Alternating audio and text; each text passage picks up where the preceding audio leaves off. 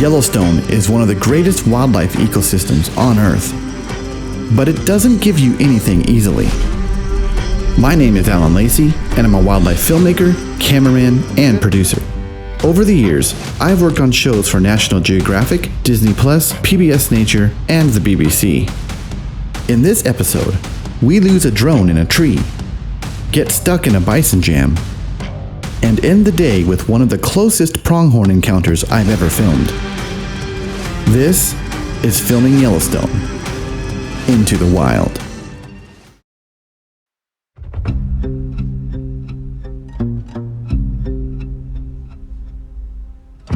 In this episode of Filming the Wild, Jason and I head deep into Yellowstone, where we film bison and have an incredible moment with some pronghorn. Just dropped Ryan off at the Jackson Hole Airport. Spent the last 3 days in Yellowstone National Park. What an epic experience. As you can see from the footage, we got some pretty incredible encounters. I have never had an experience like that in Yellowstone in my life. If you're just tuning in, this is episode 3 of my epic adventure filming wildlife in Yellowstone and Grand Teton National Parks. Looking forward to the next few days. Gonna go back up into Yellowstone now. Meet up with Jason from Explore with Jason. Shout out there. Go follow him if you haven't had a chance yet. And we're just gonna spend some time in Yellowstone. Hopefully we can top what Ryan and I just did, because gosh, that'd be incredible. As I dropped off Ryan, Jason headed to our new campground to get everything set up. Hey everybody, I'm at the Slough Creek Campground on the northeast side of the park. Never been here before. So today's pretty much been kind of a repositioning day. So I've got a lot of gear on my Jeep. Alan had to take a friend of his who stayed with us these last few days down to Jackson. So I'm about to set up his massive tent all by myself. So hope you guys enjoy this time lapse. It's probably going to be hilarious. The tent we have been staying in is the Rover Scout by White Duck Outdoors. It allows us to sleep 3 people comfortably, along with a wood stove to keep us warm, as at night, temperatures are dipping well below freezing this time of year. And as you can see here, it was a long day getting back to camp, and the pass was still covered in snow from the day before. Alright, so this is kind of crazy. This is, I don't know, it's night, the moon is out. This is purely moonlight on my face, 25,000 ISO. Absolutely nuts. Beautiful backdrop. On my way to Slough Creek Campground. I am tired, so we're going to get going. But this is nuts, just to be able to film at night like this. Who would have thought? Be bear aware. Food storage required. I arrived late at our camp, and Jason was pretty much already asleep. It was a short night, as we were up with the sun the next day. Well, good morning. This is day 1 up at Slough Creek, headed into Lamar Valley today. It got really cold last night. I think it was down to about 18 degrees. Love it. It's the best time of year to be out here. Frost. Did get cold. Sleeping in my air mattress deflated quite a lot. I'm not sure if it's the cold or if I got a leak, but we'll figure that out tonight. But we're off, Jason and I, to go see what we can find. So stay tuned.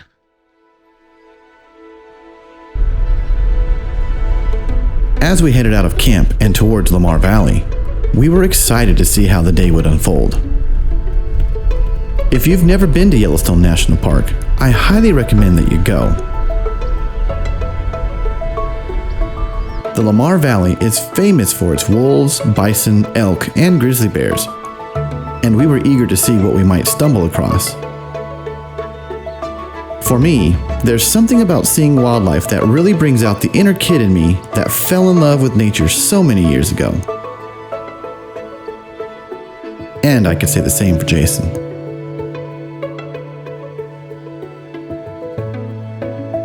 It's pretty remarkable to see all the bison throughout the park, as it wasn't that long ago when bison were hunted to the brink of extinction. There used to be millions upon millions of bison in North America.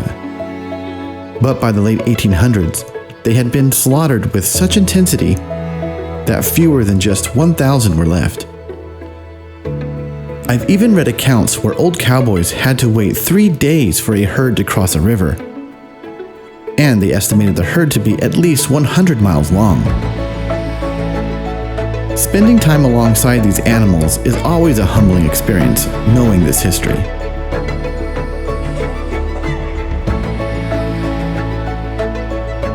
After filming the bison, we headed outside of the park to a safe area to do some aerial photography with our drones. To make this trip possible, the folks over at Overland Vehicle Systems installed their expedition camp on my Toyota Tacoma to protect my gear from the elements like rain or snow, while keeping everything safe. OVS is one of the most trusted names in the off-roading and overlanding community. Their products are designed to be relied upon time and time again in some of the most demanding off-road terrain. I did not have their cap installed on this trip, but it has proven invaluable in protecting my gear on demanding trips that have followed since. Oh, did I mention they are made here in the USA? So Jason and I are just outside of Yellowstone National Park, and we are doing some drone photography right now, kind of on an off-road. It's a good thing that drones are not allowed inside the park because there's just too many stupid people out there doing stupid things, and with wildlife and all the people, that's just the no-go. So we're outside of the park in a remote area right now, just filming. It's beautiful. Oh my gosh. The sheer scale of this landscape, the towering snow-capped mountain peaks, and the endless sea of fir and pine trees truly show the breadth and beauty of this incredible ecosystem. After a couple quick flights, and testing out a few concepts, I landed the drone, and then we went to look for a new area to fly them. But we didn't quite get to it. All right, well, All right, last little leg here. Let's see if I can. I lost the light. I gotta find it again so I know where it is. There it is. I think I'm underneath. Yep. Oh, yep, I see it. Okay. Don't be far to the right, sorry. Watch the rock coming down. You hit me in the head. It goes from... This is gonna be spring loaded, so step back. Step back. Okay. So say, you hit me in the head that. It goes from hot roast to oatmeal. Yep. So, Alan, what are you up to? Currently, we are in drone recovery mode. So, we're flying a drone, and Jason managed to put it in a tree. Thank you. So you're being very kind there on your words, right at that point. It's gonna rat you out or not, but it's fine. You can rat me out. So right now, I'm using my baseball skills, trying to get a rock tied to a string and chucking it up to where we think where we know where the drone is, and we can wrap the cord around it and pull it down. Yeah, we know where the drone's at. It's about 20 feet too high for anything we can reach with. There it is.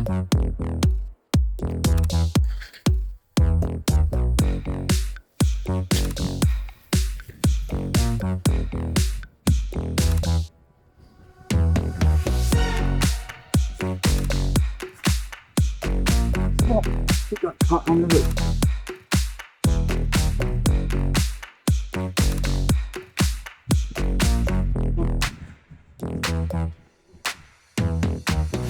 Nope. Oh, but that was the branch. That was the branch. Well, we've got it, or Alan has got it on the branch. We are actually able to see the drone move. Oh, yes.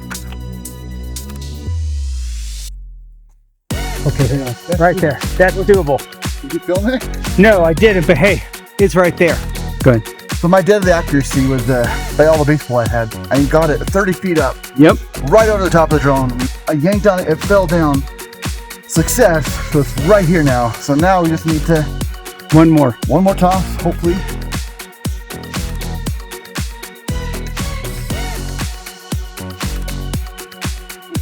Well, at least I broke the fall. Broke the fall. Oh, no one at Quinn started. Its arms curled in. Woo! Holy cow, Alan. Thank you. There's no way I would have gotten that without you. I'm making him dinner tonight. Filet mignon. No, I'm kidding. Point update. You got image? It's going. Is it smooth image? It's a smooth image. Obviously, I'm still going to tell my record. What's up for that tree, Jason? Would you stop that? That's not funny, jerk.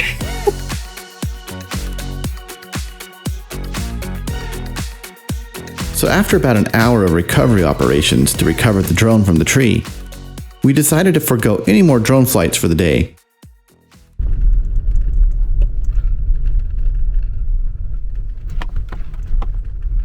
And headed back into the park to see what else we could find.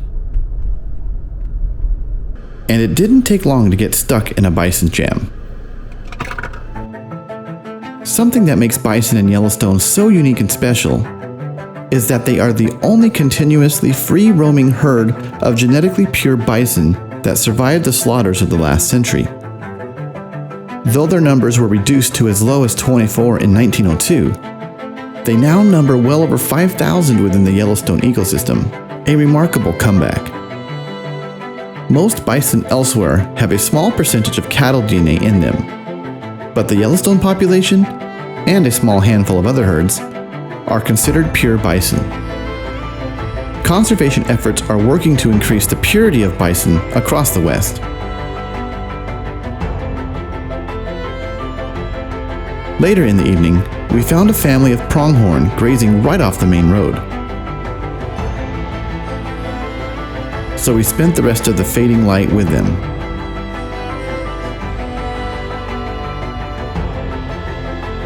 It was really fun watching them up close like this.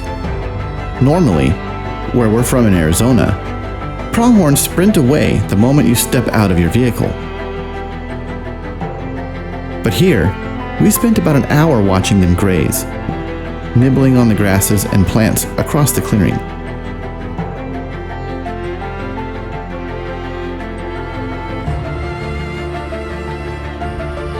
This little one was super cute.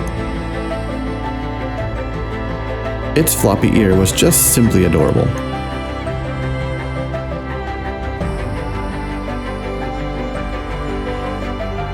At one point, the larger male came to within about 30 yards or so, which resulted in some of the best footage I've ever gotten of pronghorn.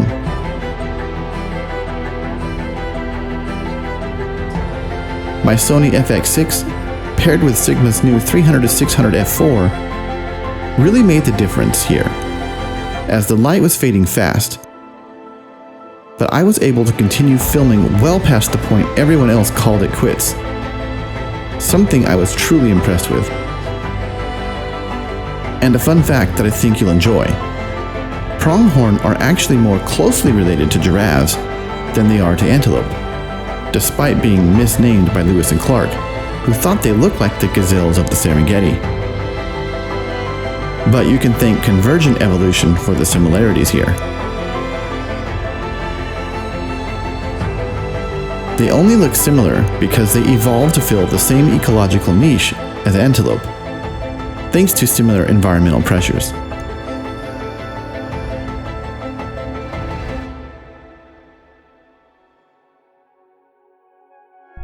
All right, that was epic. We just spent, a good half hour with a little family of pronghorns, a male, a female, and a young calf. Pretty cool. Very, very amazing. Because normally where I'm from in Arizona, pronghorn take off running as soon as you get close to them. And here in Yellowstone, they're used to cars, they're used to people, so they just hang out, do what pronghorns do. And that was really exciting to be able to spend that time with them and get some pretty cool footage. Some of the best pronghorn footage I've ever gotten. And I know Jason also has been looking for a nice pronghorn photo, and this is by far the closest he's ever been. So hopefully he got a couple good shots. Gosh, Yellowstone never disappoints. I just wish it came with less people. As the last of the evening light faded into night, we made our way back to camp. Camping inside Yellowstone National Park is one of the most memorable experiences I have ever had. I highly recommend it. All right, just got back to camp. Jason set up the tent last night. Gonna get my stuff, get it all situated. He's gonna make dinner. That's because I helped him get a drone out of a tree that he happened to put there. I'm not sure why you wanted to put your drone in a tree, but Well, because you needed the exercise. yeah. And like I said, I put my baseball skills, rescued the drone. So hard day's work put in. And so now it's time to get everything set up and get ready for the night, because it's gonna be another cold one. Because I arrived late last night, we didn't have the wood stove set up yet. So I got the stove all set up and the fire started, as it was getting down into the low 20s now at night. If you do a lot of cold weather camping, but would like to stay warm at night, then I highly recommend Winterwell's wood stove systems. I have camped with their Woodlander series for over a year now, and let me tell you, on those cold frosty nights well below freezing, this small, tent-friendly wood stove keeps me warm and toasty throughout the night. As long as you keep the fire going, you no longer have to wake up seeing ice on the inside of your tent. Oh, and yes, Jason did in fact cook dinner as a thank you for helping rescue his drone earlier.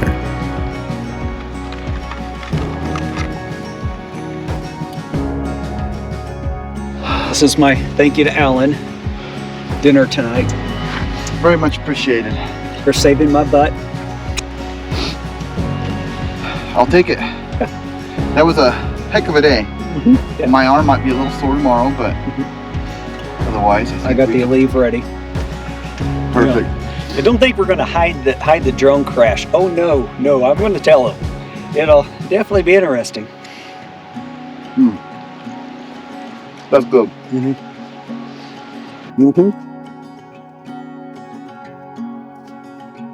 So if you like this video, be sure to give it a thumbs up and subscribe to this channel if you enjoy this kind of storytelling, because the next episode of this incredible adventure is just around the corner.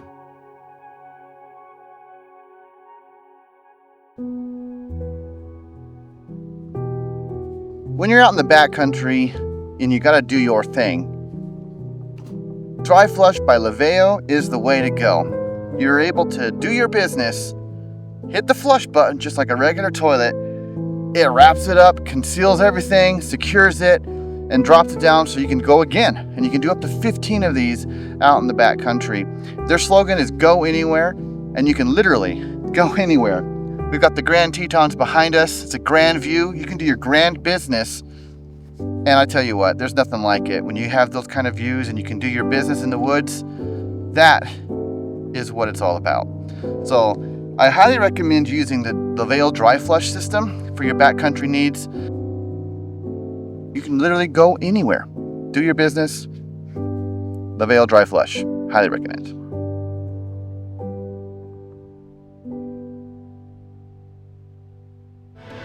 And if you would like to dive deeper into these episodes and into the content and behind the scenes moments of this adventure, head over to my Patreon channel and join the family there, where you can engage with me directly and learn even more about wildlife filmmaking. I'll see you there.